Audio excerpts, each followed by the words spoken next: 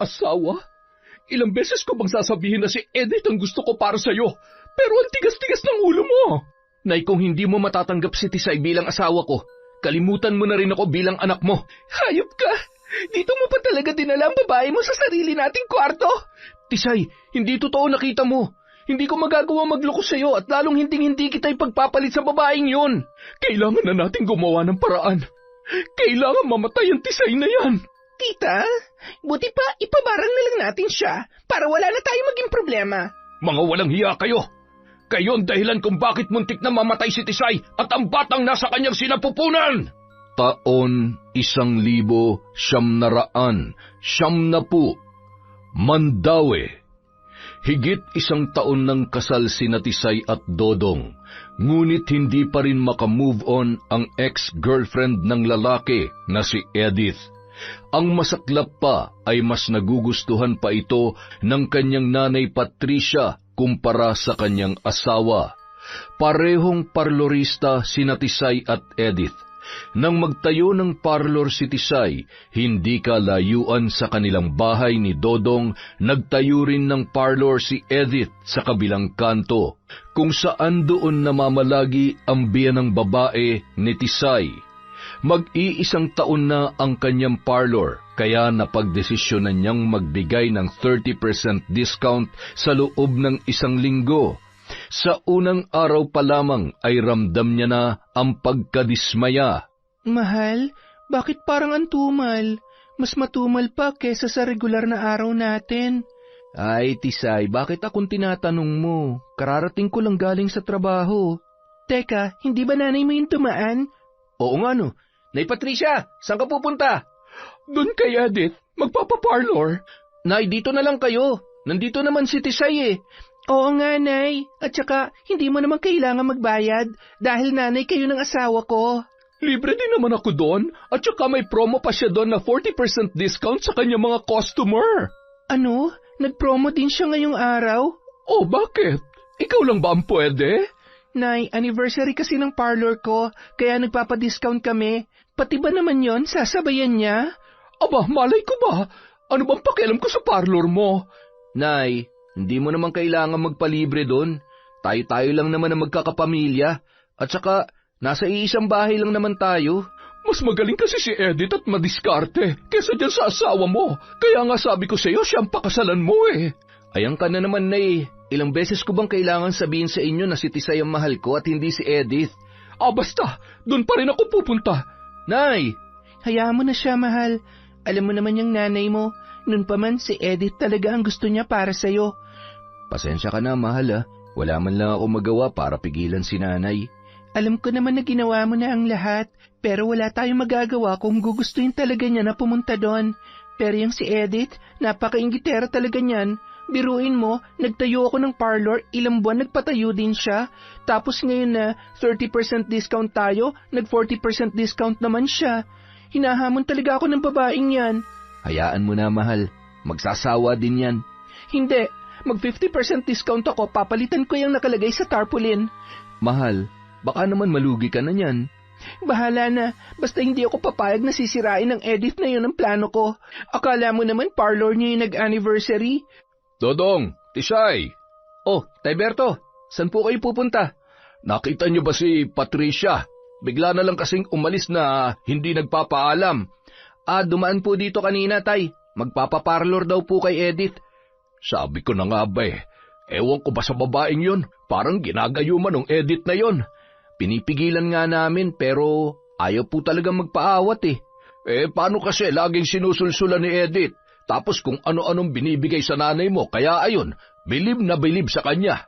Nahihiya na nga ako sa inyong dalawa ni Tisay eh. Alam ko, Tay, na sinasadya yun ni Edith para kontrahin ako. Parang hindi kasi makamove on yun na ako na pangasawa ni Dodong. Kala mo naman napakagwapo ko, no? At masaya ka pa talaga, ha? Aray, ang sakit naman nun. Hindi lang yan ang mapapala mo kapag nahuli kitang nilandi mo ang babaeng yon. Wag na kayong magtalo. Basta ko, Tisay, bilang ama ni Dodong, nire-respeto ko mga desisyon niya. Pero yung asawa ko si Patricia, ay nako, napakatigas talaga ng ulo niyan. Sige lang po, Tay. unti-unti maiisip din ni nanay na ako talaga ang manugang niya. Ay nako, sana nga iha. Ang hindi nila alam, may kinakatagpong biyudong matanda si Patricia sa salon ni Edith. Mayaman ang biyudo, kaya lagi itong nilalakad ni Edith kay Patricia. Tita Patricia, mabuti naman at nandito ka na. Yan talagang gusto ko sa iyo eh. Napakagalang mo sa akin. Salamat, tita. Kaya nga ikaw ang gusto ko para sa anak ko eh, at hindi yung Tisay na yun. Nakakatuwa ka talaga, tita. Malay naman natin maghiwalay pa sila, di ba? Sana nga magdilang anghel ka para mawala na sa landas natin ang babaeng yon. Sana nga, tita. O siya, halika na't pagagandahin na kita. At mamaya, darating na si Mang Densyo. Ay, Densyo lang pala. Nakakatanda raw kasi kapag nilagyan ng Mang. Batang-bata pa kasi siya sa isip niya eh. At least, tiba-tiba ka na naman mamaya. Basta, Edith, atin-atin lang to, ha? Aba, syempre naman, tita. Saktong natapos ang pagpapaganda kay Patricia nang dumating ang matandang biyudo na may dalang regalo at bulaklak. Patricia, my loves! Kanina ka pa pala dito. Oo nga eh, kanina pa kita hinihintay, my loves. Densyo, Pogi, pinaganda ko na si tita para sa'yo. Naku, hindi naman na kailangan yon dahil matagal na siya maganda sa paningin ko. Ay, ikaw talaga, my loves. Napakabulero mo. Totoo ang sinasabi ko, my loves. Kaya naman, pumayag ka nang sumama sa akin. Iwan mo na yung asawa mo. Malaki ang bahay ko at sinisiguro ko na ituturing kitang reyna doon. Ay, pasasan ba't mangyayari din yan, my loves? Hindi akalain ni Berto na masasaksihan niya ang kalandian ng kanyang asawa. Sa halip na magalit ay mas pinili niyang hindi magpakita at umuwi na lamang. Noon lang niya napagtanto na matagal na pala siyang niloloko ni Patricia. Sa pag-uwi ni Patricia sa bahay, hindi man lang yun sinumbatan ng asawa. Sa halip ay hinayaan niya ito na parang walang nangyari. Kinaumagahan, muli na naman yung tumungo sa parlor ni Edith. Nang makita niya ang 50% discount na promo ni Tisay, ay agad niya yung pinarating sa kabilang parlor. Talaga, tita? As in, 50%? Oo nga. Kaya pala biglang nawala ang mga customer ko. Pal talagang babaeng yon. Sige lang, tita. Mag 60% discount ako ngayon. Tingnan natin kung makakahabol pa siya. Sige, iha. Huwag kang magpapatalo sa babaeng yon. Kailangan natin siya mapabagsak. Ako pa ba? Hanggat may pag-asa pa ako kay Dodong, hindi ako papatalo sa kanya. Tama yan, iha. Pasasaan ba't magiging manugang na rin kita? At kapag nangyari yon, iiwan ko na rin ang asawa ko at sasama na ako kay Densyo, my loves. Magdilang anghel ka sana, tita. Sigurado ako magiging maganda ang buhay mo kapag pinili mo si Densyo. Matanda, mayaman, at madaling utuin. Sinabi mo pa? O siya, palitan na natin ng 60% discount ang promo mo. Tingnan lang natin kung saan hahantong ang Tisay na yan. Pagsisisihan niyang pumasok siya sa buhay ni Dodong. Kawawang Tisay. Dumagsa ang mga customer sa parlor ni Edith. Samantalang pinagtataka naman ni Tisay kung bakit tanghali na ay matumal pa rin kahit nagtaas na siya ng diskwento. Nang minsang may dumaan sa kanyang parlor, nagmamayabang ito na 60% discount na raw ang promo ni Edith. Sa inis ni Tisay, pinalitan na naman niya ng 70% discount ang kanyang tarpaulin. Tisay, mahal, malulugi ka na niyan. Sumusobra na kasi yung ex mo eh. Lahat na lang ng ginagawa ko hinihigitan niya. Alam naman niyang anniversary ng parlor ko, hindi man lang marunong magparaya kahit isang linggo lang. Alam mo naman ang ugali ng babaeng yun, kaya wag mo nang patulan. Basta, hindi ako papayag na sirain niyang pakulo dito sa parlor ko. Ay, mabuti pa mahal. Wag ka na lang mag-promo para wala na siyang gayahin. Mahal, ngayon lang naman to. Anniversary ng parlor, tapos ako pa mag-a-adjust para sa kanya? Alam mo, mabuti pa siguro. Lumipat na lang tayo, yung medyo malayo dito, para hindi ka na ma-stress sa babaeng yun. Ginawa na natin yan noon, pero sunod siya ng sunod sa atin. Ay, pasensya na kayo, anak. Tisay, dumagdag pa to nanay ninyo na laging pinapalaki ang ulo ni Edith. Oh, Tay, nandyan po pala kayo. Ay, kanina pa ako nakikinig sa inyo. Grabe, Tay, hindi ka namin naramdaman ah. Hinahanap niyo na naman ba si nanay? Hindi na. Tsak ko namang pumunta na naman yun kay Edith. Si nanay talaga, sa halip na makipagtulungan, siya pang nagpapalaki ng problema. Ewan ko ba dyan sa nanay mo? Habang tumatanda, saka pa nagkaloko-loko. Pinanindigan ni Tisay ang 70% discount kahit alam niya na malulugi na siya. Maging ang kanyang parloristang bakla ay nagreklamo na dahil kahit sweldo ay halos hindi na niya maibigay ng tama. Nangako naman siya na sisikapin niya maibibigay lahat bago matapos ang 1 linggo, kahit wala nang matira sa kanya. Sa araw mismo ng anniversary ay inaasahan pa rin ni Tisay ang maraming tao dahil may libre pa silang pagkain. Ngunit lumampas na lang ang tanghali ay kaunti pa rin ang mga tao at kadalasan ay nakikain lamang at umaalis din kaagad. Dahil masama ang kutob ni Tisay, pumunta siya sa parlor ni Edith at doon nakita niya na libre lang ang serbisyo nito, kaya naman dinumog yon ng maraming tao. Sa galit ng babae ay hindi na siya nakapagpigil at nilusob si Edith sa loob. Sa pagkakataong yun, wala si Patricia dahil sumama yon kay Densyo. Edith, my dear, Tisay, ano masamang hangin na nagdala sa'yo rito? Masama talaga? Hindi ba't mas masama yung ugali mo na inggitera? Ako? Inggitera? Nagpapatawa ka ba? Kung hindi ka naiinggit, bakit lahat ng ginagawa ko sa parlor ko ginagaya mo at hinihigitan mo pa? Tisay, magkakumpetensya tayo at negosyo to. Dapat profesional lamang tayo. Negosyo? Negosyo ba talaga o hanggang ngayon hindi ka lang makamove on na naging asawa ko ang ex-boyfriend mo? Umalis ka dito sa parlor ko! Alis! Ngayon, alin ang mas masakit? Ang sampal ko o ang katotohanan na ako ang pinili ni Dodong? Aatakihin sana ni Edith si Tisay, ngunit nagmadali yung lumabas. Pagdating sa labas ay dinuro niya pa yon ng middle finger na lalong kinagalit ni Edith. Pagbalik ni Tisay sa kanyang parlor ay masaya siya dahil kontento siya sa kanyang ginawa.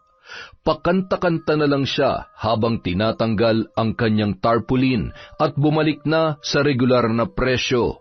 Mabuti naman at natauhan ka na at ibinalik mo na sa dati ang presyo mo. Teka nga, parang may kakaiba sa'yo. Kahit lugi ka, pakanta-kanta ka pa dyan. Okay lang. Tsak ko naman na mas malaki ang lugi ni Edith.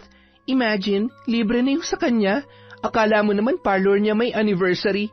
Baliw talaga. Ay, wag mo na kasing pansinin yun. Di ko naman pinapansin yun. Kaya lang, siya yung masyadong papansin. Nakatikim tuloy. Ha? Ano nakatikim? Anong ginawa mo? Sinugod ko siya. Ano? Nag-eskandalo ka ba doon? Slight lang naman, mahal. Tisay, mahal. Huwag mo nang uulitin yun, ha? Kilala mo ang babaeng yun, hindi nagpapatalo yun. Well, tingnan na lang natin. Tisay? Nay? Bakit po? Ano tong nabalitaan kong sinugod mo raw si Edith? Bakit po, Nay? Nagpaawa po ba siya sa inyo? Ang kapal na mukha mong sumugod doon at saktan siya. Nay, tinanong niyo po ba kung sinong unang nanakit sa amin? Siya po yung unang nanampal. Dapat lang sa iyo yon, kasi sumugod ka doon. Pasalamat ka na lang at wala ako doon kanina, dahil kung hindi, malilintikan ka sa akin. Nay, ano ba? Sumusobra na po kayo. Bakit kinakampihan mo pa yan kaysa sa akin na sarili mong ina, ha? Nay, asawa ko po si Tisay. Mahal, hayaan mo na. Asawa? Ilang beses ko bang sasabihin sa'yo na si Edith ang gusto ko, pero ang tigas-tigas ng ulo mo? Nay, kung hindi nyo matatanggap si Tisay bilang asawa ko, kalimutan nyo na lang na anak nyo ako. Sa ayaw at sa gusto mo, hindi ko matatanggap ang babaeng yan. Patricia, sumusobra ka na. Iisa lang ang anak natin tapos ganyan mo patratuhin? Noon ko pa yan pinagsasabihan, pero hindi yan marunong makinig sa akin. Kung si Edith sana ang kanyang pinakasalan, hindi sana tayo magkakagulo ngayon. Naririnig mo ba ang sarili mo? Isa ka pa, masyado mong kinukonsinti ang anak mo. Diyan na nga kayo, magsama kayong mga walang kwenta. Patricia! Tay, hayaan niyo na lang po muna si nanay. Pasensya na kayo. Alam naman natin ang ugali niya, nanay ninyo. Ang gusto niya ay siya na lang yung palaging masusunod. Sana dumating ang araw, Tay. Maisip din ni nanay na malaki na ako at may sarili na akong desisyon sa buhay. May pamilya na nga ako eh. Sa tingin ko, hindi ko na kayang pagsabihan niya nanay mo, anak. Sobrang laki na ng pinagbago niya. Pasensya na po kayo, Tay. Ako na lang lagi ang dahilan na nagiging away ninyo. Ay, wala kang kasalanan, Tisay. Alam kong may malalim pang dahilan kung bakit nagkakaganyan si Patricia. Ano naman po yun, Tay? Wala, anak. Tay, may problema po ba kayo ni nanay? Hindi na importante yun. Pasasan ba't magiging maayos din ang lahat. Makalipas ang ilang araw, halos hindi na umuuwi si Patricia. Halos doon na lang siya namamalagi sa parlor ni Edith. Ang masaklap pa ay pinapakalat nila sa mga tao na kaya lang daw naagaw ni Tisay si Dodong dahil sa nilalandi umano niya ito na siya namang pinagpipiestahan ng mga tsismosa. Sa inis ni Tisay, naghanap siya ng paraan upang makaganti sa kanyang karibal. Isang araw, may dumaan na tsismosa sa kanyang parlor na papunta sa parlor ni Edith. Aling Rufing, saan po ang punta nyo? Ha? Doon kina Edith. Halimo na ho kayo rito. Ililibre ko kayo ng manicure. Talaga? Sige, tamang-tama at kailangan na rin linisin tong kuko ko. Hali po kayo, umupo na po kayo dito. Ang bait mo talaga, Tisay. Alam mo bang yang si Edith, pinagkakalat niya na masama raw ang ugali mo at kung hindi mo rin nilalandian si Dodong, sila daw dapat ang nagkatuluyan. Ganoon po ba? Hayaan niyo po, inggit lang yon. Nakikita niyo ba yung bago kong motor? Binili yan ni Dodong para sa akin kasi birthday ko. Pinag-ipunan niya talaga yan dahil mahal na mahal niya ako. Ay talaga? Kung ganun, hindi pala totoong sinabi ni Edith.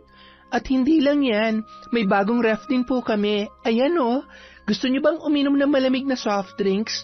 Meron po dyan sa loob, may ice cream. Mamili na lang kayo kung anong gusto niyo. Ay talaga? Ang bongga naman! Sinadya ni Tisay na magyabang kay Rufing dahil alam niyang makakarating yon kay Edith. Pagkaalis nito, hindi nga siya nagkamali dahil nag-report agad si Rufing kay Edith. Makalipas ang ilang araw, kumuha rin si Edith ng bagong motor at refrigerator. Samantala, pakanta-kanta naman si Tisay sa kanyang parlor. Aba, mukhang masayang mahal ko ngayon nandyan ka na pala, mahal. Oh, anong meron? Malakas ba ang kita? Sakto lang naman, mahal. Bakit kung makangiti ka dyan, wagas na wagas? Paano kasi? Ipinagyabang ko kasi sa kapitbahay nating tsismosa na may bago tayong motor at refrigerator. Anong motor? Yung bagong motor ng kumpare mo na hinihiram mo kapag umuwi ka sa tanghali. Ano ka ba naman, mahal? Ipinagyayabang mo, hindi naman sa atin yun. Alam ko kasing magre-report yun kay Edith. Ayun, may bagong motor at refrigerator na siya. Ang masaklap niyan, may nakapagsabi sa akin na utang daw yon. Napaka-inggitera talaga. Sinabi ko naman sa iyo na huwag mong papatulan yun eh. Yan ang ganti ko sa kanya. Biruin mo, chinichismis niya na inagaw lang daw kita sa kanya. Bakit, hindi ba? Ang kapal na mukha mo Ikaw nga yung nagkandarapang manligaw sa akin nun eh. Eto na naman siya hindi na mabiro. Ayoko talaga yung biro mong ganyan. Ikaw kasi pinapatulan mo pa. Paano pag nalaman niyang hindi totoo yung mga sinabi mo kay Aling Rufing? Problema ko ba yon? Problema niya na yon kung paano niya babayaran ang mga inutang niya. Yan ang nababagay sa mga inggitera. Ilang araw ding dumaandaan si Edith sa parlor ni Tisay habang nakasakay sa bago niyang motor kasama ang baklang parlorista. Minsan humihinto pa yon at bumibili kunwari sa katabi nilang tindahan.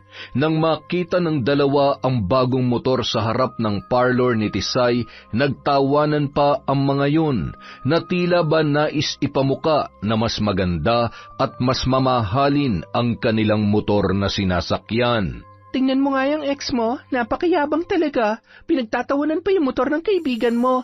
Di naman natin kailangan pansinin yung mga ganyang tao. Ang sabihin mo na sobrahan sa inggit yung si Edith.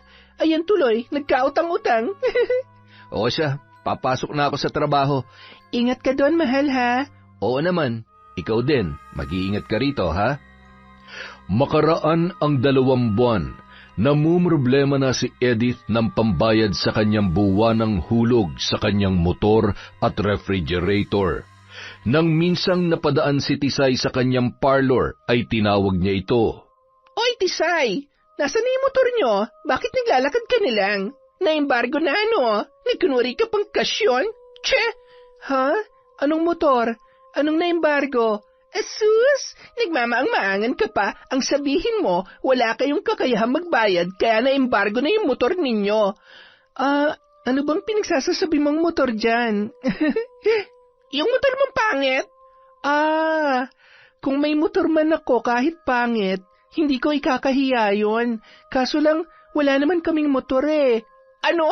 Bakit sinabi mo kay Aling Rufing na may bago kang motor? Hay nako, naniwala ka naman doon. Kayo talaga hindi na kayo mabiro. Sige ha, mauna na ako. Ay, siya nga pala, kumusta yung motor mo? Sigurado ako nababayaran mo yun na maayos? At hindi na nakaimik pa si Edith. Sa halip ay nagngit-ngit na lamang yun sa galit.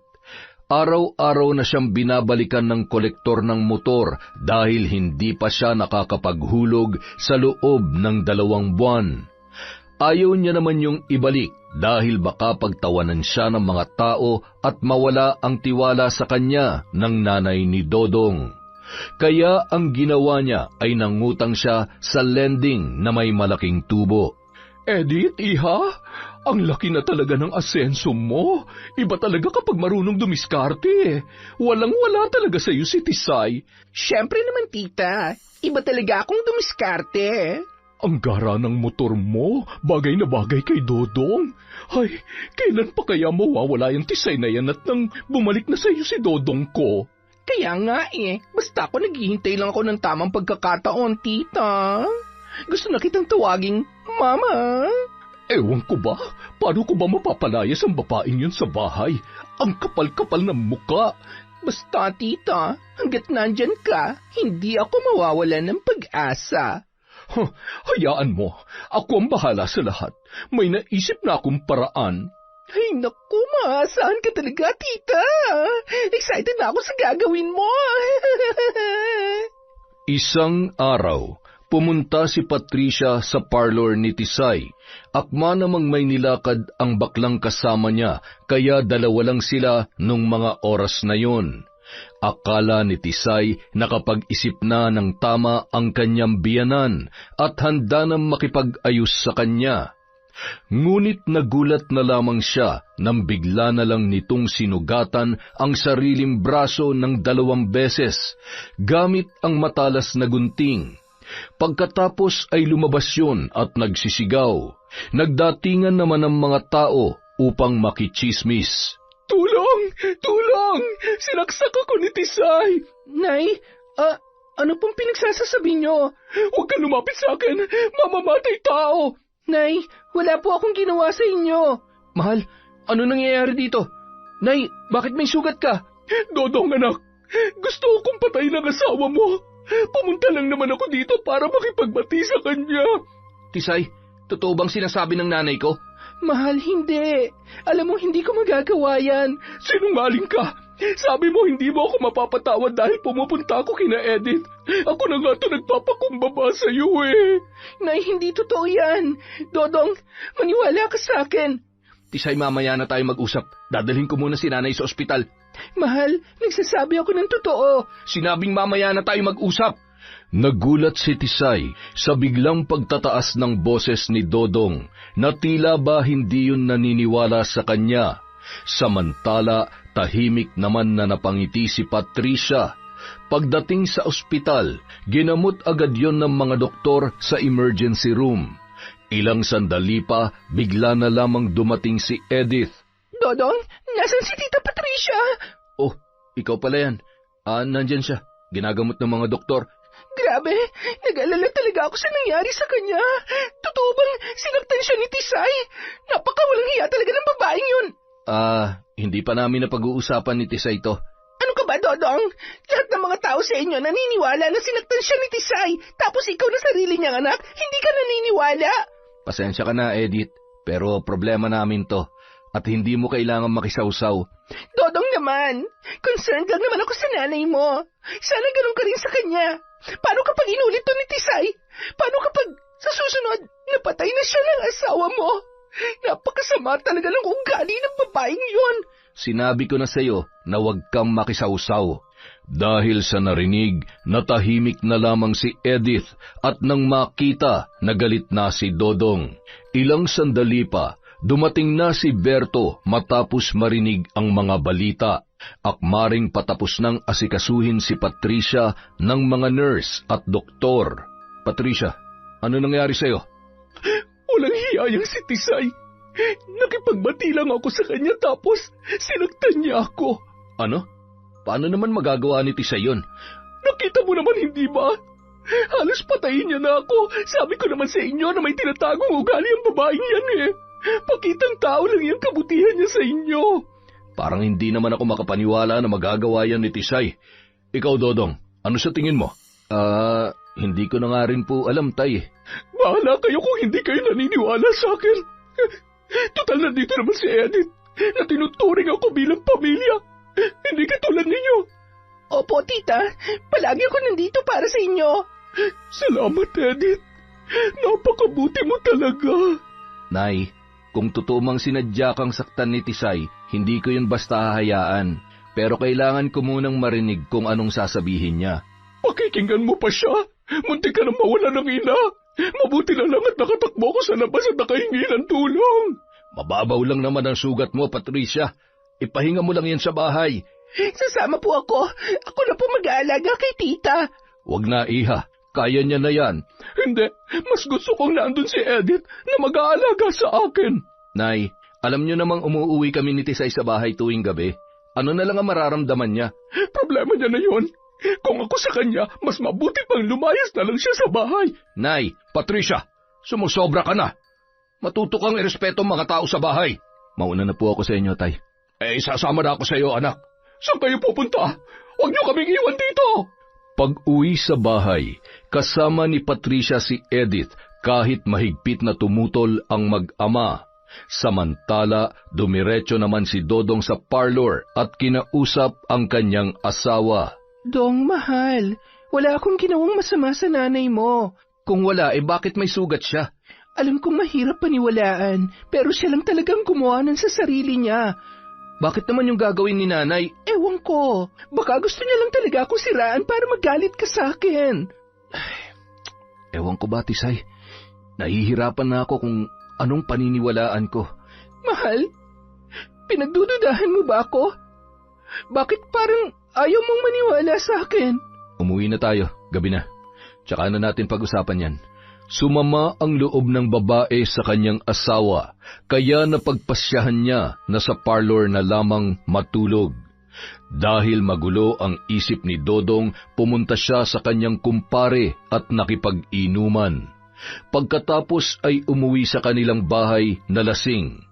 Pagdating niya doon, pasuray-suray siyang pumasok at diretsyong humiga sa sofa. Sa pagkakataong yon ay gising pa sina Edith at Patricia, kaya naisipan ng dalawa na samantalahin ang kanyang kalasingan. Pinagtulungan siyang alalayan ng dalawa upang maipasok sa kwarto at doon iniwan si Edith ng kanyang ina. Dodong? Bibihisan muna kita, ha? Mahal? Oo, ako to. Teka, huhubarin ko lang ang damit mo. Mahal? Oo, ako nga to. Matapos mahubaran ni Edith ang lalaki, ay bigla na lamang yun nakatulog dahil sa sobrang kalasingan. Doon ay sinamantala ng babae ang pagkakataon. Naghubad rin siya ng damit at natulog katabi si Dodong.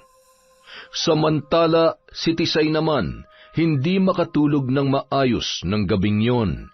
Kaya pagsapit ng umaga ay nagmamadali siyang umuwi upang tingnan ang kanyang asawa. Pagdating doon ay nagulat na lamang siya sa kanyang natuklasan. Hubad at magkasama sa iisang kumot habang natutulog sina Dodong at Edith. Sa galit ni Tisay, agad niyang sinugod ang dalawa dahilan upang magising ang mga yon. Mga walang hiya kayo! Mga traidor! Tisay, ano nangyari? Hayop ka! Dito mo pa talaga dinala ang babae mo sa sarili nating kwarto! Wala akong alam sa mga nangyari. Dong, hindi mo na kailangan magpalusot. Nahuli niya na tayo sa akto. Edith, ano bang pinagsasasabi mo? Lasing ako kagabi, pero alam kong hindi ako nagkasala sa asawa ko. Dodong, may nangyari sa atin. Paano hindi mo naaalala? Kung ganun magsama kayo, lalayas na ako at hindi na ako babalik sa bahay na ito. Tisay, mahal, magpapaliwanag ako. Matapos makuha ni Tisay ang kanyang mga damit, agad na siyang umalis at tumungo sa parlor. Napangiti naman si Edith dahil naging matagumpay ang kanyang plano. Maging si Patricia ay nakaramdam din ng kasiyahan. Sa wakas, iha, nagtagumpay tayo. Napaalis din natin ang babaeng yon. Oo nga, tita. Malapit na matupad ang ating mga plano. Sabi ko naman sa iyo eh. Teka, totoo bang may nangyari sa inyo ni Dodong kagabi? Opo, tita. Totoo ang sinabi ko. Kawawang Tisay, hinding-hindi niya malalaman na pinlano natin ang lahat. Tama ba narinig ko? Pinlano niyong lahat ito?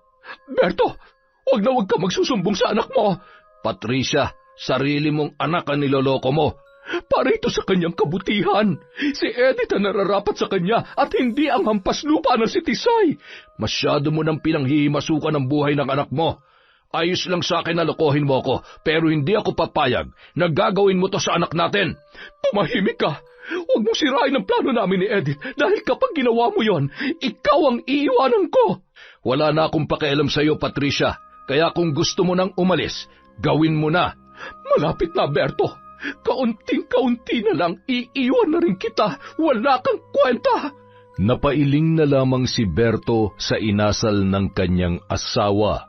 Mas lalo pang lumala ang ugali nito magmula nung mayroon na siyang ibang kinakalantari.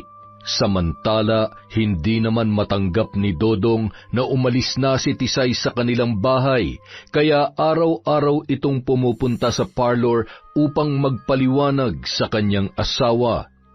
Ngunit mahigpit na naninindigan si Tisay na hindi niya pa kayang magpatawad dahil walang kasing sakit ang kanyang nasaksihan.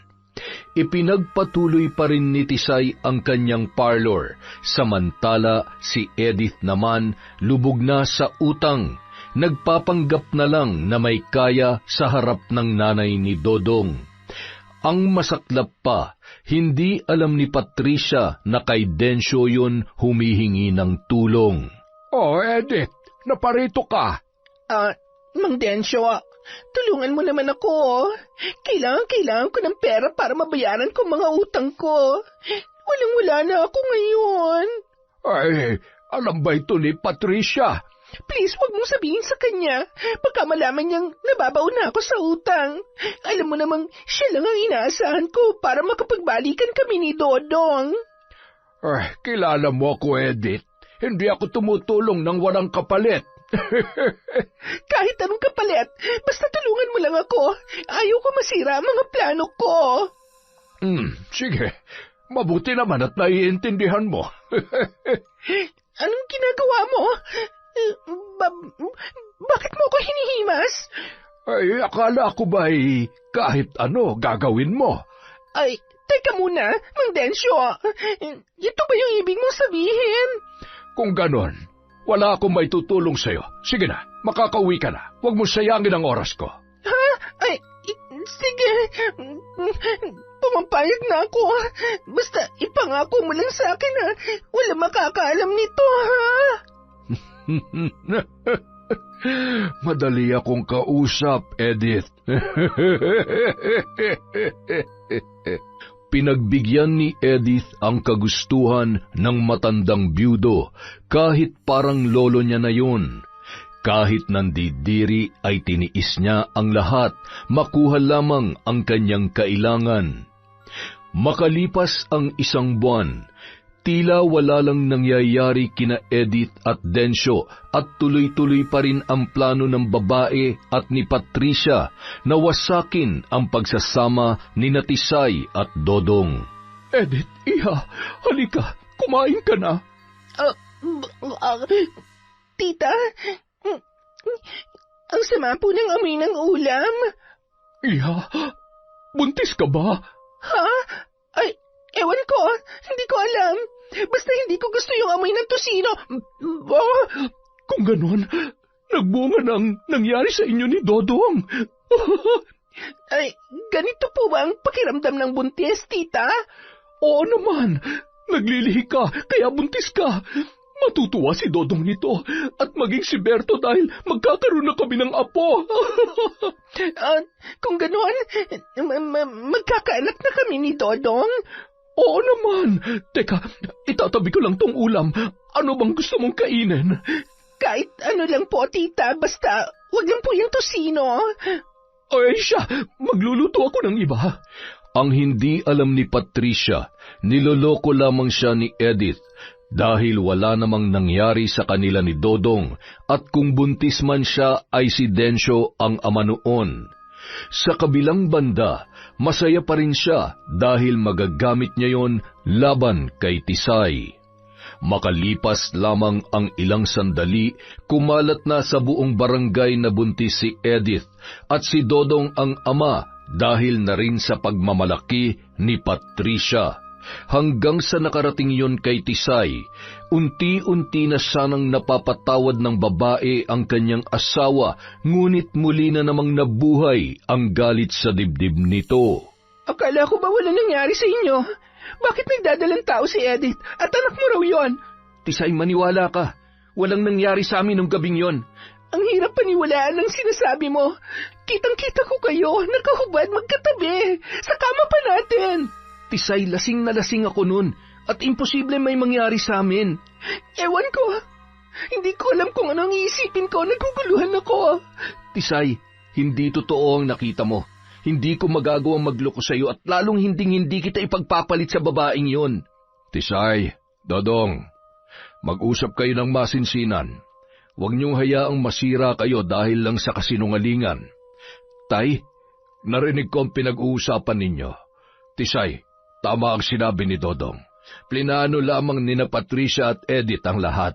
Pero tay, buntis si Edith at halos alam na ng buong barangay na si Dodong ang ama noon. Anak, sino bang mas paniniwalaan mo? Sila o ang asawa mo? Nalilito po ako, tay, kung sinong dapat kong paniwalaan. Mahal, kahit anong mangyari, hindi ko pananagutan ang pagdadalang tao ni Edith. Dahil alam ko sa sarili ko na walang nangyari sa amin. Sana naman paniwalaan mo ko. Pwede bang iwan niyo muna ako? Mahal, maniwala ka naman sa akin. Ang sabi ko, iwan niyo muna ako. Umalis si Dodong na hindi alam ang gagawin. Hindi na rin siya umuuwi sa kanilang bahay dahil palaging nandoon si Edith.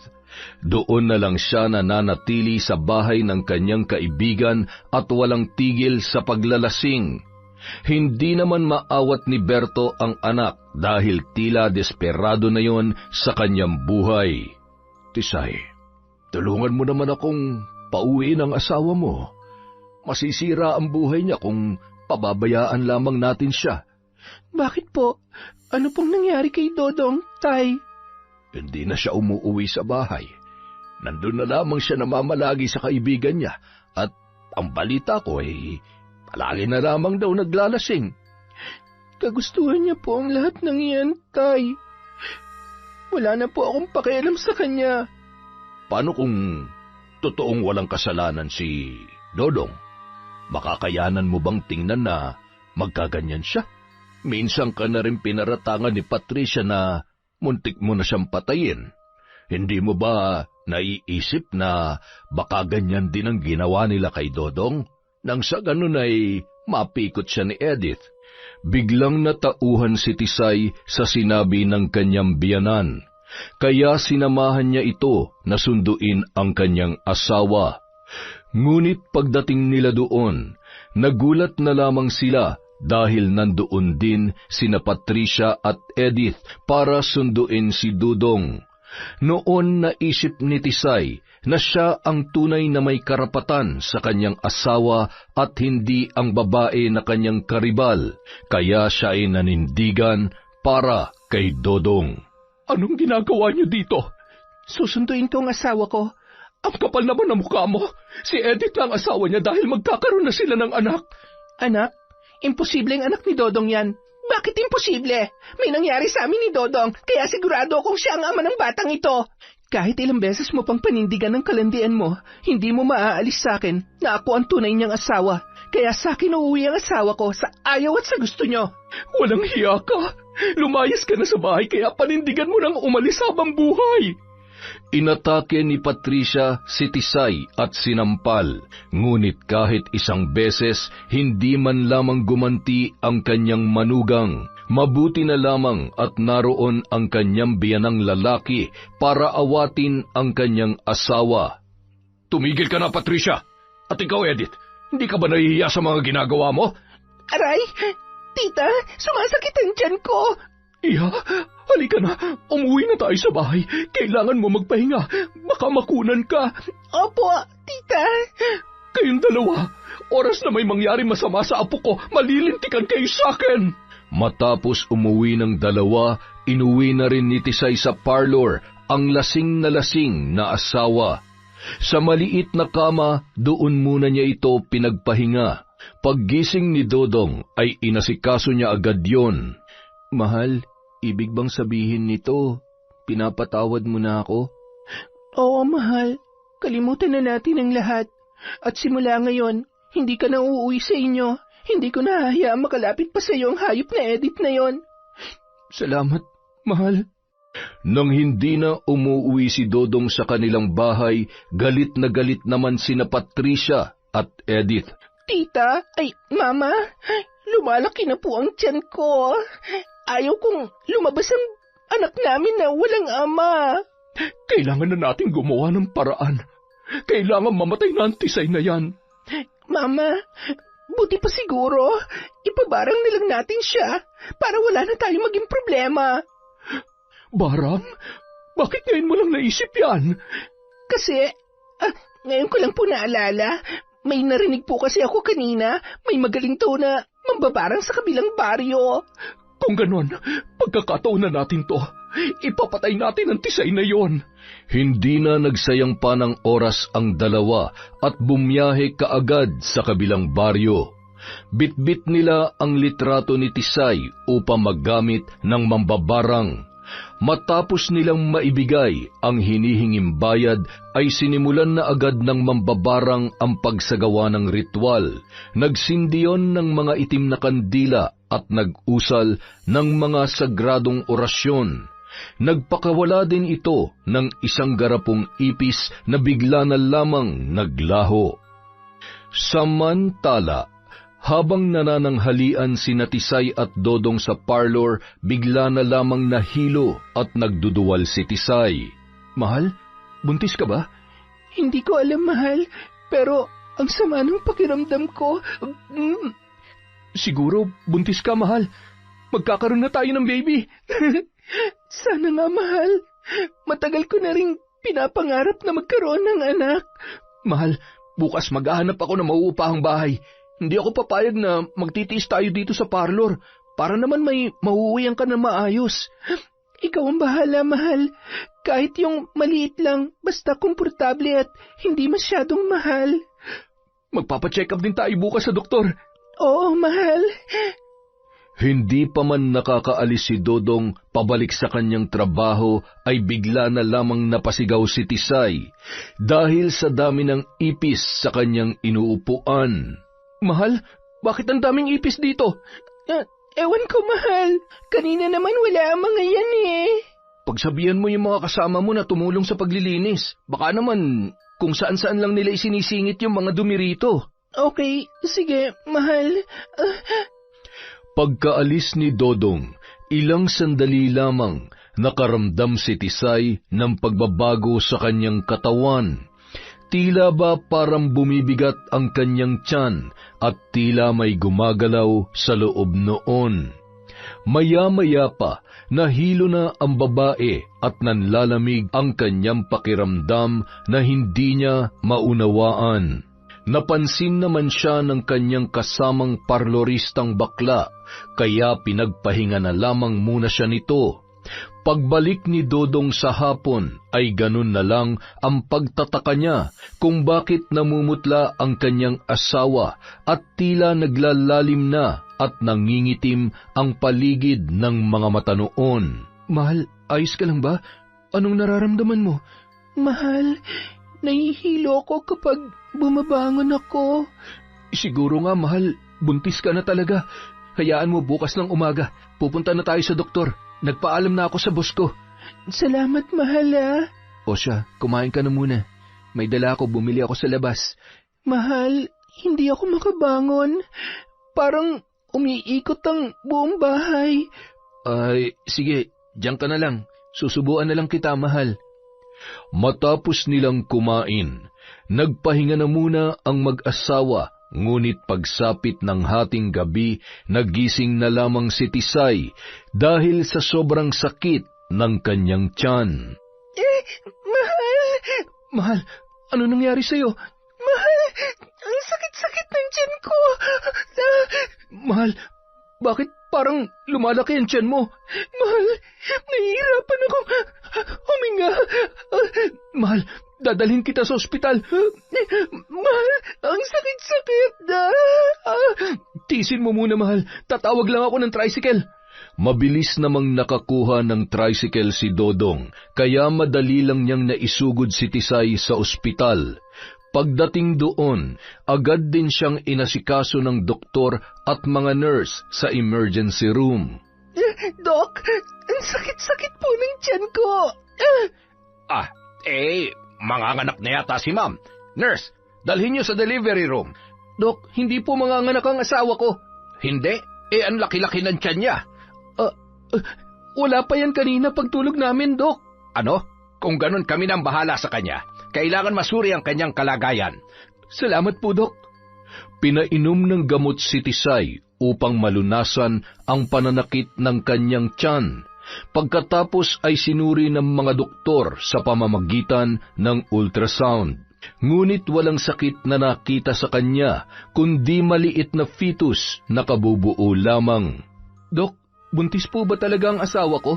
Malinaw po, mister. Nabuntis ang asawa ninyo. Pero bakit ganyan ang sitwasyon niya? Bakit biglang lumaki ang tiyan niya agad-agad? Maliban sa kanyang pagbubuntis, wala nang ibang nakita sa kanyang ultrasound. Maayos din naman ang kanyang organs. Kung ganun, paano niyo maipapaliwanag ang paglobo ng tiyan niya, Dok? Maraming paraan o procedure para maipaliwanag natin na maayos ang kanyang sakit. I-refer ko kayo sa gastroenterologist para malaman natin kung may diferensya ang kanyang digestive system. Isa yun sa mga dahilan kaya bloated ang kanyang tiyan. Dok, pakiusap, gawin niyo po ang lahat. Baka po maapektuhan ng bata. Huwag ka mag-alala. Malalaman din natin ang sakit ng asawa mo. Kinaumagahan, inusisa agad ng mga dalubhasang doktor si Tisay, ngunit tila bigo ang mga itong malaman ang kanyang sakit, lalo pat may mga procedure na hindi maaaring gawin sa isang buntis. Samantala, nalaman ni Berto ang nangyari, kaya dali-dali siyang napasugod sa ospital. Sina Patricia at Edith naman ay nagdiriwang dahil umepekto na ang ginawa nilang pagpapabarang kay Tisay. Tita, umepekto na nga yung barang. Mabuti nga sa kanya dahil matigas ang ulo niya. Tiyak ko mamamatay na siya. Sa wakas, malapit ko nang makuha si Dodong. Shh! Huwag kang maingay. Baka may makarinig. Masaya lang ako, tita. Mama pala. Kung ganito lang pala ang paraan upang mawala siya sa landas natin, dapat nun pa natin to ginawa. Tama po kayo, pero kahit papano, nagkaroon na tayo ng pag-asa. Maya-maya pa, bigla na lamang dumating si Densyo na hindi nila namamalayan.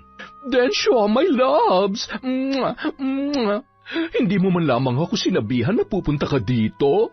Hindi na kailangan, my loves. Alam ko namang nandito lang kayo ni Edith palagi. Ako lang tong busy kaya minsan na lamang kitang madalaw. Ayos lang yan, my loves. Nabisi rin naman kami ni Edith dahil sa pagbubuntis niya. Ha? Buntis si Edith? Oo, bakit parang nagulat ka? Ay, wala naman, my loves. Kasi parang ang bilis naman. Tama ang narinig mo. Buntis ako at si Dodong ang ama. Sigurado ka ba na si Dodong ang ama niyan? Bakit? Sino pa nga ba, my loves? Si Dodong lang naman na nakasiping ni Edith. Sa wakas, malapit nang matupad ang pangarap namin. Ayaw mo bang magpa-check up o magpa-ultrasound? Ako na ang bahala magbayad. Ay, hindi na kailangan, Densyo. Edith, pumayag ka na. Para malaman natin kung healthy ba ang bata at kung ilang linggo na yan. Ay, wag na, Densyo, ano ka ba? My loves, bakit ba parang mas excited ka pa sa pagbubuntis ni Edith kesa sa akin? Nagmamalasakit lamang ako, my loves. Pasasaan ba't magiging pamilya na rin tayo? Oo nga naman. Tama nga yan, my loves. Malaki ang hinala ng byudo na siya ang ama ng bata, lalo pa at pinandidilatan siya ng mata ni Edith upang tumahimik. Kaya binigyan niya ng pera si Patricia para bumili ng makakain at para makatsyempo sa pakikipag-usap sa babae. Edith, sigurado ka ba na si Dodong ang ama ng dinadala mo? Oo naman. Bakit nagdududa ka ba? Pero bakit parang kinabahan ka kanina? Kasi baka magsumbong ka kay nanay na may nangyari sa atin. Alam mo bang hindi na si Patricia ang pinupunta ko dito? Anong ibig mong sabihin? Hindi pa ba halata? Ay nako, mas sariwa at mas makatas ka kasi kesa sa kanya. Kung inaakala mong mauulit pa yung nangyari sa atin, nagkakamali ka. Ngayon pa ba na nagdadalang tao na ako sa anak namin ni Dodong? Bakit? Kaya mo na bang bayaran ang iyong mga utang na hindi nangangailangan ng tulong ko? Kung kailangang isoli ko sa iyo mga nautang ko, gagawin ko. Isoli? Ano na lang ang sasabihin ni Patricia? Baka naman sabihin niya namumulubi ka na at hindi ka na nababagay sa anak niya. Diskarte ko na yon at wala ka ng pakialam doon. Kung ako sa'yo, tumigil ka na sa kahahabol sa anak niya. Nandito naman ako. Wala kang magiging problema.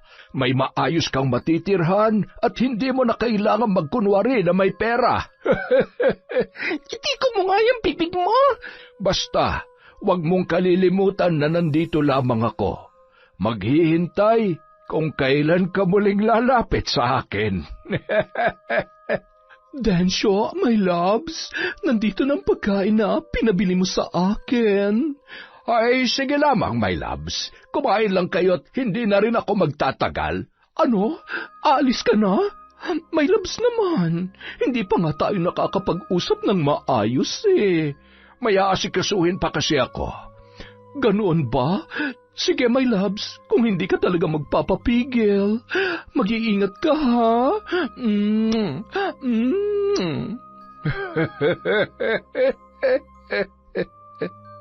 Sa pag-alis ng byudong matanda, tila nabunutan ng tinik sa lalamunan si Edith. Alam niyang oras na malaman noon na siya ang ama ng bata na nasa sinapupunan ni Edith ay hindi siya titigilan ni Densyo. Samantala, hindi pa rin gumagaling si Tisay, Nahihirapan na rin ang mga doktor sa kanyang sakit sapagkat hindi na yon maipaliwanag ng siyensya. Dumaan ang 1 linggo. Ang laki na ng ibinagsak ng katawan ng babae. Sobrang nangayayat na yun at namumutla. Ang masaklap pa ay hindi pa rin lumiliit ang kanyang tiyan na 9 na buwan na buntis. Anak, may kutob ako na hindi ordinaryong sakit ni Tisay. Mas mabuti pang dalhin na natin siya sa albularyo. Pero, Tay, kinakabahan ako, baka po may mangyari sa anak namin. Sa tingin ko kasi, mas lalo pang lumalala ang kanyang sitwasyon. Wala ka bang napapansin sa kanya? Sobrang naaawa na nga po ako sa kanya, Tay. Araw-araw, mas lalo siyang nanghihina. Kung ganon, buti pa dalhin na natin siya sa albularyo. Wala namang mawawala kung susubukan natin eh. Pero, saan ko siya iuwi, Tay? Tsaka magagalit si nanay. Sa pagkakataong ito ako masusunod. Ang bahay ko ay minana ko mula pa sa aking mga magulang, kaya hindi pwedeng makialaman nanay mo. At sa oras na mawala ako, wala ring ibang magmamana nun kundi ikaw lang. Tay, kilala ko si nanay. Hindi po yun magpapatalo. Yan ang hindi ko hahayaan, anak. Matagal na akong nagbubulag-bulagan sa panloloko niya sa akin. Pero ngayon, hindi ko nahahayaan na pati buhay ng apo ko madadamay. Ha? Panloloko? Ano pong ibig niyong sabihin, Tay? Matagal ko nang alam, anak, pero hinahayaan ko lamang siya. Bakit ngayon niyo lang po sinabi yan, Tay? Dahil ayoko nang dumagdag pa to sa isipin mo. Kung ganun, Tay, uuwi na po kami ni Tisay sa bahay. Hindi ka namin pababayaan mag-isa dun. Salamat, anak. Inilabas ni Dodong si Tisay sa ospital at dumiretso sila sa albularyo. May nakapagturo kasi sa kanila na may albularyo na mahusay sa pagpapagaling sa anumang sakit na hindi mapagaling ng mga doktor. Tama ang inyong desisyon na inilabas niyo siya sa ospital dahil mamamatay lamang siya doon. Bakit po, Mang Dario? Ano po ang sakit ng asawa ko? Binarang ang asawa mo. Isang tingin ko pa lamang sa kanya, alam ko nang gawa ng tao ang sakit niya. Kung ganun, nakikiusap po ako. Tulungan niyo po siya. Hirap na po siya sa sitwasyon niya. Huwag ka mag-alala. Kayang-kaya kong alisin ang barang sa kanyang katawan. Nagsindi ng kandila ang matanda at gumawa ng sagradong ritual. Umusal ito ng mga orasyon habang hinahawakan ang tiyan ni Tisay. Pagkatapos ay hinipan ito ng 3 beses. Patuloy yung umusal ng mga sagradong salita na hindi maunawaan, hanggang sa nagulat na lang ang lahat dahil sumuka si Tisay ng itim na tila putik, kasabay din ng paglabas ng napakaraming ipis. Saan galing ang mga ipis na yan? Yan ang ginamit na kasangkapan ng mambabarang upang pinsalain ang katawan ng biktima. Nakakakilabot. Ngayon lang ako nakakita ng ganito. Mahal. Mang Dario, tulungan niyo po ang asawa ko. Alalayan mo lamang siya hanggang maubos ang lahat ng insekto. Hindi na po siya gumagalaw. Tisay, mahal, gumising ka. Mang Dario, ano nangyari sa manugang ko? Napagod lamang ang kanyang katawan. Pagpahingahin muna natin. Maya-maya ay magigising din siya. Sa ngayon, bibigyan ko siya ng depensa. Hindi niya ito dapat tanggalin sa kanyang katawan upang hindi na siya mabalikan ng barang. Salamat po, Mang Dario. Pero ang gusto ko pong malaman ay kung sinong walang awang bumarang sa asawa ko. Yan ang hindi ko matutumbok, iho. Pero batid kong malaking galit o inggit ang pinanggagalingan nito. Kilala ko kung sino yung mambabarang at siya lang ang tanging makapagsasabi kung sino ang nagpapabarang sa asawa mo. Paano niyo nasabing kilala niyo yung mambabarang? Maraming beses na kaming nagkatunggali ng kapangyarihan, tulad na lang ng nangyayari ngayon. Kabisado ko na ang kanyang kakayahan. Kung ganun, sino po siya? Si Magda. Matagal ko na siyang binabalaan na itigil ang kanyang mga ginagawa sapagkat marami na siyang napipinsala. Ngunit nagmamatigas pa rin siya At sa pagkakaalam ko ay ginagawa niya lamang ito dahil sa pera. Saan po namin makikita yung mambabarang, Mang Dario? Sa baryo ng Santa Rosa. Ibig sabihin, malapit lang po sa baryo namin? Tama ka. Kung pera lang ang kailangan niya, handa akong magbayad. Malaman lang namin kung sino nagpabarang kay Tisay. Tay, wala po tayong sapat na pera. Meron pa akong ipon, Dodong, na hindi alam ng nanay mo. Mag-iingat kayo, sapagkat tuso ang babaeng yan. Kung sinong may maraming pera, ay doon siya kumakampi. Salamat sa paalala, Mang Dario. Mahal. Mahal, salamat naman sa Diyos at gising ka na. Inumin mo muna itong maligamgam na tubig, iha. Salamat po. Tisay, kumusta ng pakiramdam mo? Mabuti na po ang pakiramdam ko, Tay. Nakakahinga na po ako ng maayos. Mahal, bumalik na sa dati ang tiyan mo. Salamat sa Diyos. Hindi niya tayo pinabayaan, mahal. Salamat din kay Mandario. Makakauwi na rin tayo ng walang iniisip. Tay, baka po magalit si nanay kapag sumama ako sa bahay. Huwag kang mag-alala, mahal. Napag-usapan na namin ni tatay yan. Oo, Tisay. At kapag nagkataon ay pupuntahan natin ang mambabarang na si Magda upang malaman natin kung sino may balak na pumatay sa'yo. Sige na, umuwi na kayo habang maaga pa. At kapag nagkaroon uli kayo ng problema ay bumalik kayo agad sa akin. Salamat po, Mang Dario. Gabi na nang makarating sila sa kanilang bahay. Nang malaman ni Patricia na kasama nila si Tisay, ay halos sumabog ito sa galit. Bakit mo pinabalik dito ang babaeng yan? Hindi mo ba nakikita ang sitwasyon niya? Hindi ka ba naaawa sa anak mo? Kung sinunod lamang ni Dodong ang gusto ko, hindi na sana umabot sa ganito. Anong ibig mong sabihin? May kinalaman ka ba sa nangyari kay Tisay? Alam mo bang pinagbubuntis niya ang apo natin? Buntis siya? Lumaki lang ang tiyan, buntis agad? Si Edith ang tunay na buntis sa apo natin, kaya siya dapat na tumira dito. Kinabukasan, dinala ni Patricia si Edith sa kanilang bahay at doon na rin pinatira. Mabuti na lamang ay nasa kwarto pa si Tisay. Nay, bakit niyo dinala dito si Edith? Alam niyo naman na nandito si Tisay. Hindi ka ba naaawa sa kanya?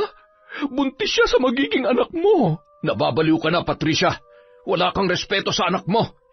Pasensya na po, Tito. Natatakot kasi akong mag-isa sa parlor. Alam niyo namang buntis ako sa anak namin ni Dodong. Edith, alam mong kasinungalingan ang lahat na sinasabi mo. Totoong sinasabi ko, Dong. Ikaw ang ama nito dahil may nangyari sa atin nung nalasing ka. Dong, wala akong kasintahan. Ikaw lang ang aking nakasiping. Narinig mo yun, Berto? Apo natin ang dinadala ni Edith. Nay, ano ba? Hindi pwedeng hindi mo panagutan si Edith, Dodong. Tumahimik ka. May asawa ng anak mo at yun ay si Tisay. Kaya siya lang ang may karapatang tumira dito. Bahay ko rin to. Kaya may karapatan ako kung sinong patitirahin ko dito. Bahay ko lang to. Baka nakalimutan mong minana ko to sa mga magulang ko. Kaya umalis na kayo. At ikaw, Patricia, sumama ka dun sa kabit mo dahil matagal na ako nagtitimpi sa panloloko mo sa akin. Anong pinagsasasabi mo? Alam kong pumatol ka sa matandang biyudo na yon. Mukha kang pera, Patricia. Kasalanan mo to. Hindi mo kayang ibigay sa akin ang gusto ko. Ang sabihin mo, hindi ka marunong makontento. Umalis ka na bago pa kita ipakuha dito sa kabit mong si Densyo. Berto, hindi mo ako pwedeng paalisin dito. Aalis ka o ipapakulong ko kayo ng kabit mo. Walang nagawa sina Patricia at Edith kundi ang umalis. Nagtiis silang matulog sa parlor hanggang sa inalok sila ni Densyo na doon na manirahan sa kanyang bahay. Wala namang magawa si Edith dahil nahihirapan din siyang tumira sa parlor na walang kasama. Wala na rin siyang sapat na pera upang tustusan ang kanilang pangangailangan kaya sumama na rin siya. Magkasama sa iisang kwarto sina Patricia at Densyo, habang sa guest room naman si Edith. Ang hindi alam ni Patricia ay gabi-gabing lumalabas ng kwarto ang byudo kapag siya ay tulog na. Densyo, lumabas ka dito. Baka makita tayo ni Tita Patricia. Tulog na siya at nagsasawa na ako sa babaeng yon.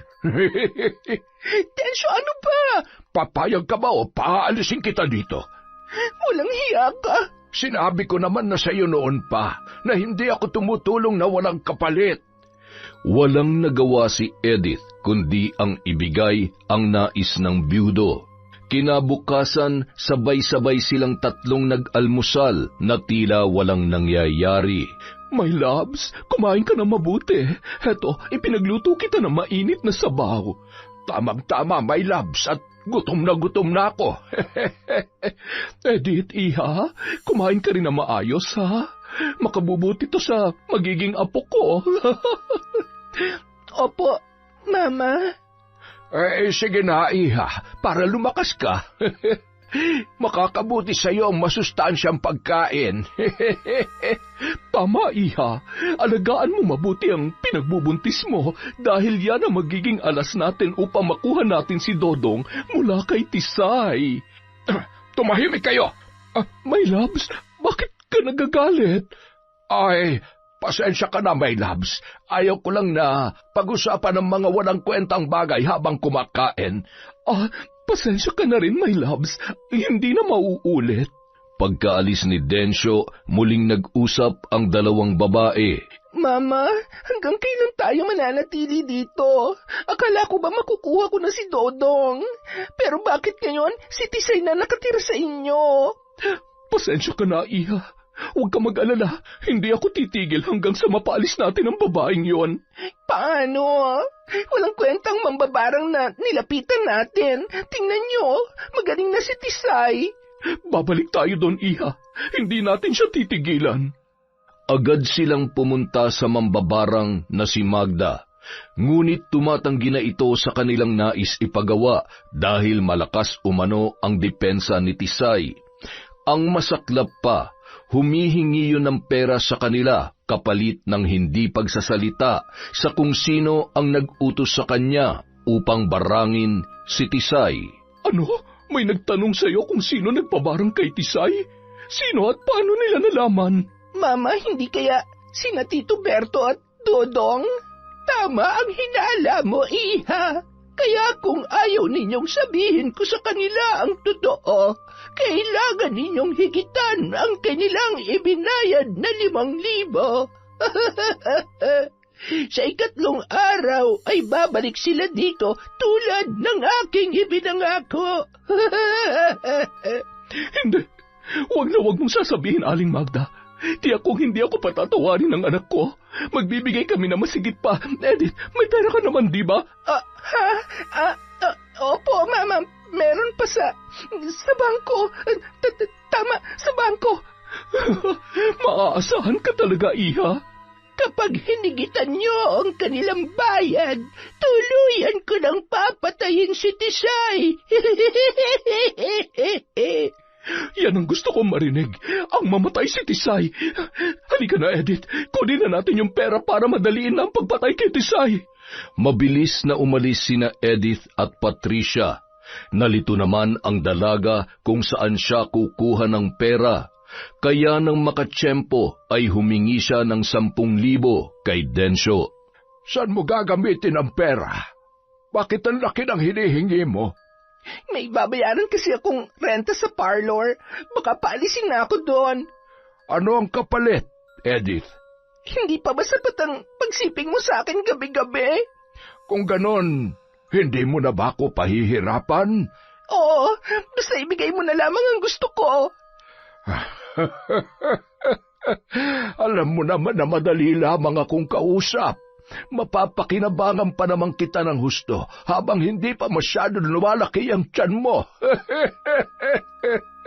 Matapos makuha ang pera ay bumalik na naman sila sa mambabarang upang magbigay ng 7,000 piso. Ang hindi nila alam ay paparating din sina Berto at Dodong kaya nag-abot sila sa labas. Sinasabi ko na nga ba kayo nagpapabarang kay Tisay? Wala kaming alam sa sinasabi mo. Oo nga, ano bang pinagsasasabi ninyo? Kung hindi kayo, bakit kayo nandito? Dumaan lang kami dito. May bibisitahin kaming kaibigan dyan sa may kanto. Magsisinungaling ka pa rin, Nay, kahit huling-huli na kayo sa akto? Mga walang hiya kayo. Kayo yung dahilan kung bakit muntik na mamatay si Tisay at ang batang nasa sinapupunan niya. Sinabing wala kaming alam. Kapag naapektuhan ang anak ko sa ginagawa nyo, hinding-hindi ko kayo mapapatawad. Puro na lang kay Tisay. Tisay, paano naman ang anak mo kay Edith? Ilang beses ko bang sasabihin sa inyo na hindi ko anak yan? Dahil wala nangyari sa amin. Dong, maniwala ka naman sa akin. Anak mo to. Huwag mo nga akong hawakan. Nandidiri ako sa'yo. Huwag mong ipaako sa akin ang batang anak ng iba. Ang hindi alam ni Edith ay sinundan din sila ni Densyo. Nagdududa rin kasi ito kung saan niya dadalhin ang pera. Tama ba ang narinig ko? Hindi anak ni Dodong ang dinadala mo, Edith? Densyo, anong ginagawa mo dito? Bakit ka nandito? Umalis ka dito. Huwag ka makisawsaw sa aming usapan. Ano bang kinakatakot mo? Ang malaman nila nangyari sa atin? Densyo, ano bang pinagsasasabi mo? Kung hindi si Dodong ang ama ng bata, ibig sabihin, anak ko ang dinadala mo, Edith. Tumigil ka! Mama, huwag ka maniwala sa kanya. Anak namin to ni Dodong. Totoo bang may nangyari sa inyo? Mama, wala! Ang totoo niyan, Patricia, ako ang nagbabayad ng mga utang niya. Maging ang perang dinala niyong dalawa ngayon ay galing sa akin. Sinundan ko kayo dahil gusto kong alamin kung saan niya dadalhin ang pera. Walang hiya ka, Edith. Matagal mo na pala akong niloloko. Papatayin kita.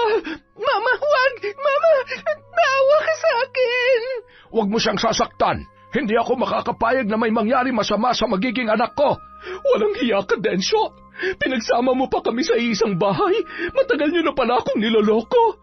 Pareho lang naman tayong manloloko, Patricia.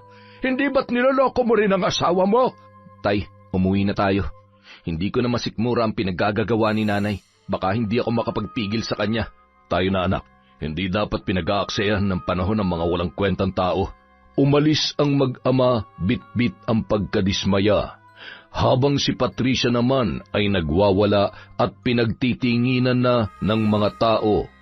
Nang makatsyempo ito ay pinagsasampal at sinabunutan si Edith. Walang hiya kang babae ka! Traitor ka! Tama na, Mama. Nagawa ko lang naman to para tulungan mo ako makuha si Dodong. Ang sabihin mo, wala kang utang na loob. Ginawa kong lahat para tulungan ka tapos aagawan mo lang pala ako. Bakit? Kakampihan mo ba ako kapag nalaman mong wala akong pera? Hindi ba hindi naman? Papatayin kita! Patricia, tama na yan! Mga walang hiya kayo! Mga manloloko! Sinabi ng tama na yan! Bakit mo ako itinulak? Edith, sumakay ka na sa kotse. Oo, eto na. Huwag niyo akong iwan dito! Mga walang hiya kayo! Mabilis na sumakay ang dalaga sa sasakyan dahil na rin sa takot kay Patricia. Nagmamadali naman yung pinaharurot ni Densyo habang si Patricia ay naiwan mag-isa. Hindi alam ng babae kung ano ang kanyang gagawin. Sa huli, napagdesisyonan niya na umuwi na lamang sa kanilang bahay at nagmakaawa sa kanyang asawang si Berto. Berto, Dodong, patawarin niyo ako. Anong ginagawa mo dito? Berto, wala na akong mapupuntahan.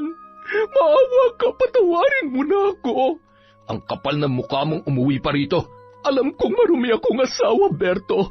Kaya hindi kita pinipilit na patawarin ako. Kundi kahit man lang, bigyan mo sana ako ng pagkakataon na makabawi kina Dodong at Tisay at sa magiging apo natin. Matagal na kitang hindi itinuring na asawa, Patricia. At hindi lang ako magdedesisyon kung tatanggapin ka pa namin dito sa bahay. Hindi ko alam kung masisikmura pa ng anak mo na makasama ka. Dodong! Berto! Tisay! Patawarin niyo na ako!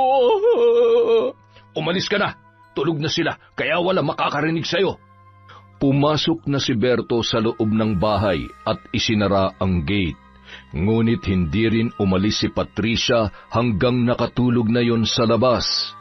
Kinabukasan, maagang bumangon si Tisay at nakita si Patricia na nakahandusay sa harap ng gate. Mahal, tulong! Tay! Oh, mahal, ano nangyayari dito? Si Nanay Patricia, nakita ko siyang nakahiga sa labas. Nay, ba't dito kayo natutulog? Mahal, may trangkaso si Nanay. Maaring hindi lang niya nakayanan ng lamig kagabi. Hindi ko alam na hindi pala siya umalis dito. Ano? Kagabi pa siya dito, Tay? Dodong, Tisay, Patawarin niyo sana ako. Mahal, alalayan mo si nanay.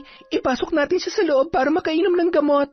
Inalalayan ni Dodong ang kanyang ina. Pagdating sa loob ay inalagaan yon ni Tisay. Pinahiga sa mainit na kama, kinumutan at pinainom ng gamot. Ipinagluto pa ng masustansyang pagkain. Nay, bumangon po muna kayo dyan. Kumain po muna kayo. Tisay, napakabuti mo pa rin sa akin. Sa kabila ng mga nagawa ko sa iyo. Nay, kalimutan na po natin ang nangyari. Nanay po kayo ng asawa ko, kaya nanay din po ang turing ko sa inyo. Salamat, anak. Hayaan mo kapag gumaling na ako. Tutulungan kita sa parlor mo para naman hindi ka mapagod at maalagaan mo mabuti ang magiging apo ko. Salamat po, Nay. At tanggap niyo na kami ng apo ninyo. Pangako, babawi ako sa inyo ni Dodong at sa magiging apo ko. Maraming salamat po, Nay. Samantala, akala nila ay magiging maayos na ang lahat. Ang hindi nila alam ay hindi matanggap ni Edith ang kanyang pagkatalo, lalo pat nakikita niya na magkasundo na sina Tisay at Patricia. Isang gabi, habang naghihintay si Tisay kay Dodong sa parlor, bigla na lamang dumating si Edith. Akma namang umalis si Patricia noon upang mamili. Edith, bakit nandito ka? Akala mo ba hayaan ko na lang kayo maging masaya? Magkakaanak na kayo ni Mang Densyo, kaya patahimikin mo na kami ni Dodong. Akala mo ba masaya ako dito sa pinagbubuntis ko? Hindi ko to ginusto. Pero anak mo pa rin yan. Magkakaroon ka na ng sariling pamilya. Si Dodong ang gusto ko maging asawa at hindi yung biyudong matandang yon. Kung hindi ko lang ginamit ang batang to noon, matagal ko na itong pinalaglag. Edith, anak mo yan. Huwag mong idamay ang bata sa kabaliwan mo. At dahil hindi ako masaya, hindi rin ako papayag na maging masaya kayo, lalong-lalo ka na. Edith, anong pinaplano mo? Huwag kang lumapit sa akin. Papatayin ko kayo. May dala kang kutsilyo. Edith, huwag mong gawin yan. Maawa ka sa bata sa tiyan ko. Bakit ako maaawa dyan? Ha? Edith, pakiusap. Bigla na lamang inatake ni Edith si Tisay. Nagpaikot-ikot ang dalawang buntis sa isang mesa habang nagsisisigaw si Tisay, parang baliw naman na humahalakhak si Edith. Ilang sandali pa, dumating si Patricia. Bumalik siya dahil naiwan niya ang kanyang pera. Edith, tumigil ka! Hindi mo ako mapipigilan. Papatayin ko si Tisay at ang magiging anak niya. Edith, maawa ka. Tigilan mo na ako. Kahit lumuhod ka pa, papatayin pa rin kita. Edith, wag! Sa halip na tumigil, mas lalo pang naging marahas ang babae. Porsigido siyang patayin ang kanyang karibal. Habang inaatake niya yon, ay lumapit si Patricia upang agawin ang kutsilyo. Sa kasamaang palad, bigla na lang sinaksak ni Edith si Patricia sa dibdib. Mabuti na lamang at dumating sina Berto at Dudong, kaya napigilan ang babae sa susunod na pag-atake nito.